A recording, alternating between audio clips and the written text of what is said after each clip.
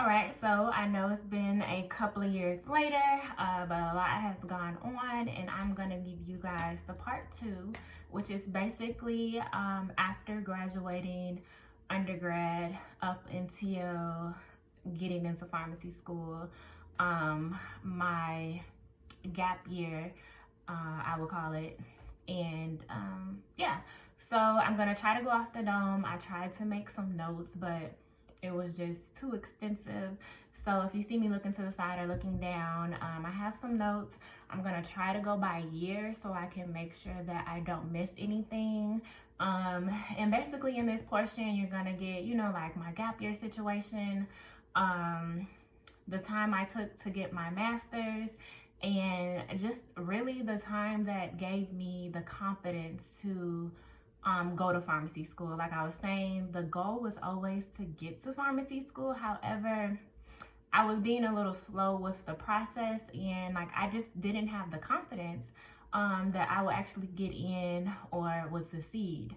So bear with me. I hope I don't get a little bit too confusing. That's why I'm gonna try to stick with going by the years. So this will be from 2014 to 2020, basically. If you haven't watched the first part, that was my undergrad years. Go watch that and then come back and watch this. But let's just get started. So I think where I ended off last time was I moved to Dallas. So that was in 2014. That was after my very first graduate program, which was, a graduate program that I had spent a year in, and it just wasn't, it wasn't very successful. It wasn't something that I initially planned to do. It was kind of like, not gifted to me, but an opportunity that I wasn't expecting, and I just took it. So that didn't work out, and I ended up moving to Dallas. If you watched my first video, the plan was always to come to Dallas, but that program, said they had a position available for me, so it kind of like sidetracked me. So I decided to go with the original plan, just, get to Dallas, get to working, get these prerequisites done, and get in pharmacy school. So I ended up, once I got settled and everything in Dallas, I could not find a job with my degree. I'm like, I paid for this degree, I just finished it, so I'm gonna try to find something with this degree. Wasn't getting a job. I got like 1-day contract position to do some water quality work for a company at the VA, which I loved, but that was the only thing I really landed. I was just getting offers left and right for pharmacy positions, which nothing was wrong with that, but I just was trying to use my degree. So within that transition time as well, I was looking at different schools and programs and trying to figure out, what is this plan of attack that I'm going to do to get these prerequisites done. So I found out that if you're not declaring a degree, you're not qualified for financial aid. I did not want to get another bachelor's degree. So that kind of, threw me off a little bit. And also I wasn't a resident of Texas yet, so I was getting charged out of state fees, which I was, trying to keep this as low cost as possible. So I just had to figure out what I was going to do. My plan of attack, I did end up going to retail pharmacy, but that didn't last very long. Now we're transitioning over into 2015, where I decided to leave retail pharmacy because after flu season, they decided to cut people's hours. Even if you were full-time, you basically had to just struggle and find hours at different stores and things like that, and can't cut my hours because my bills didn't cut. So basically, I was just a little bit tired of that. I was trying to find a routine so I can go, back to school, and that just wasn't working for me because, with retail, it's just up and down hours. So I left retail. I thought that was the last time that I was going to work in retail, but I ended up working as a coordinator for a company, completing their prior authorizations for, medication.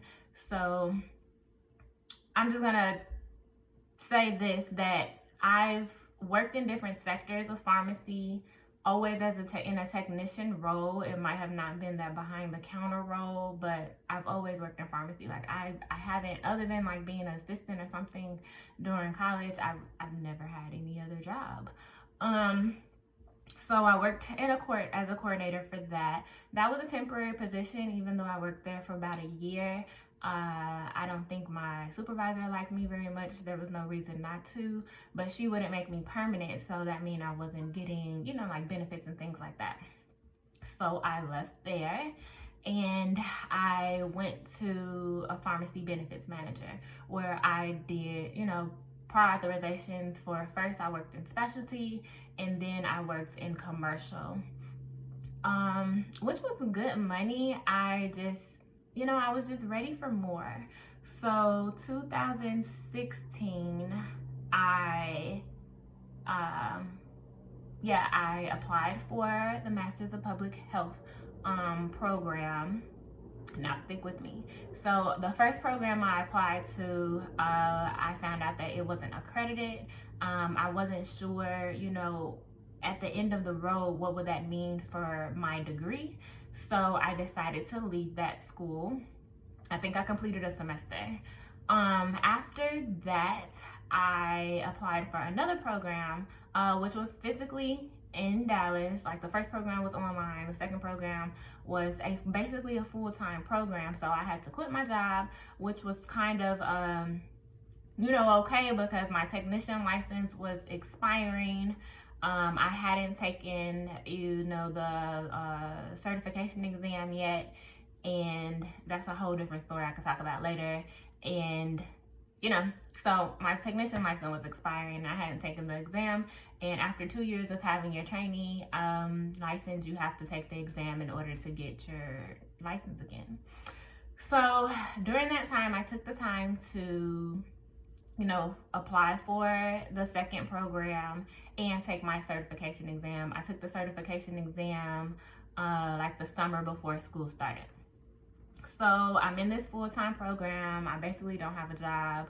I'm taking out, loans to pay for the school and pay for, the loans to pay for the school and pay for other things. And it just didn't work out. So let me just break it down. The school that I applied to the second time, I didn't really qualify for it, but they offered me a certificate program that they had. And they said, once you finish like 1 year of the certificate program, then we will consider you for the degree program.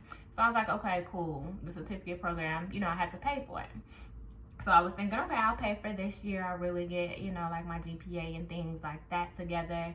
And I wouldn't have to worry about that because I'll be eligible for financial aid once I get into the degree program. Now, mind you, the certificate classes were the same as, the degree program. So I was there, with the regular students during the day, and it just wasn't working out. The school was a newer program, and like they went back on things that they've said, and basically at the end of the day, they weren't sure if they were going to be able to transition me to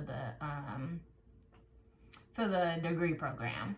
So I'm mind blown, like I'm not really working. I was doing med-rec at in the ER at the time, but that was only on the weekends because I had school during the week.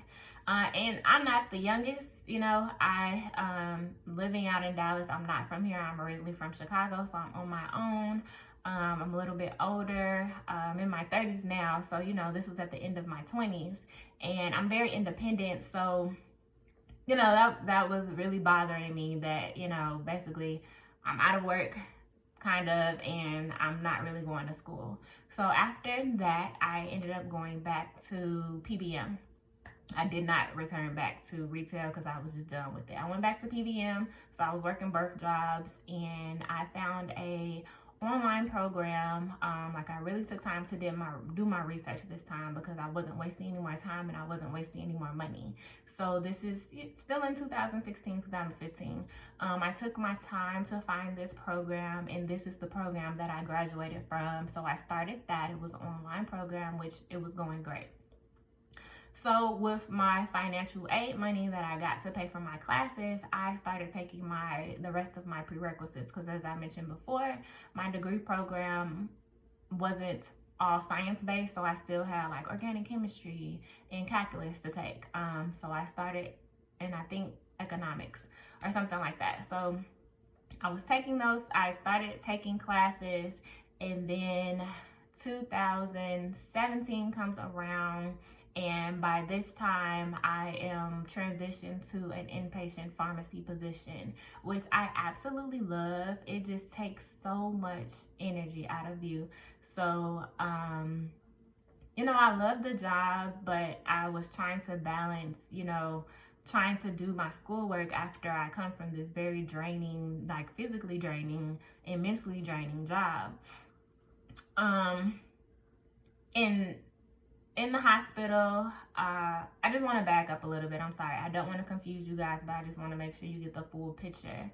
While I was at the PBM before I transitioned over to inpatient, I got my, like CPR certification. You have to be sterile compound certification in order to get into a hospital. Because I'm like, I need to get into a hospital. They make better money, and this is something I always wanted to do. So I did all that before, landing the job, and I just really had to prove to them that even though this is my first inpatient experience, like, I'm eager to learn. I'm very easy to train. Like, this is something that I've been working up towards, and I've gotten all these credentials so that I could be here. And one hospital did take their chance on me, which I'm very grateful for.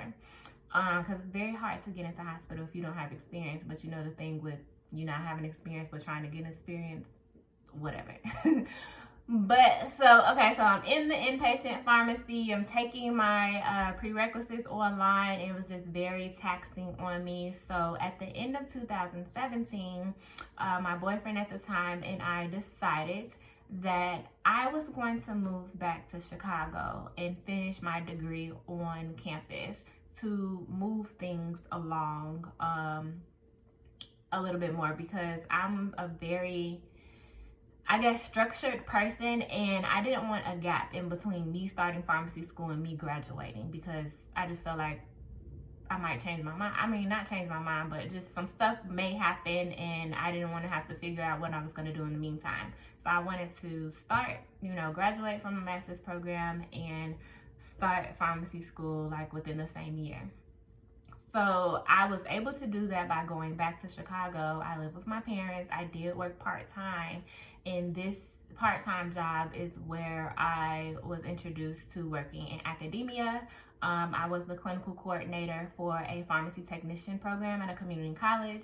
I was able to get experience in teaching, also able to gain a lot of connections with the hospitals, because I basically placed my students that are trying to be technicians on their rotations to get their, like whatever hours they needed to get their license. And so I was, meeting with different pharmacy managers and things like that to get my students there, and it also helped me out personally. So that was my academia experience. I'm in Chicago. I'm doing my online classes, and then I transitioned into on-campus classes, because my school is a brick and mortar. And I started taking classes, more than one class at a time on campus so that I can get it done. So that's 2017, 2018. I'm still taking my prerequisites, and the benefit of working at a community college is I, got my classes paid for, which this would have been something that I would have planned for, but I wasn't thinking that way, but it did work out in my favor. Not paying for my prerequisites and still working and, finishing my degree a little faster. So, I absolutely loved my academia job. However,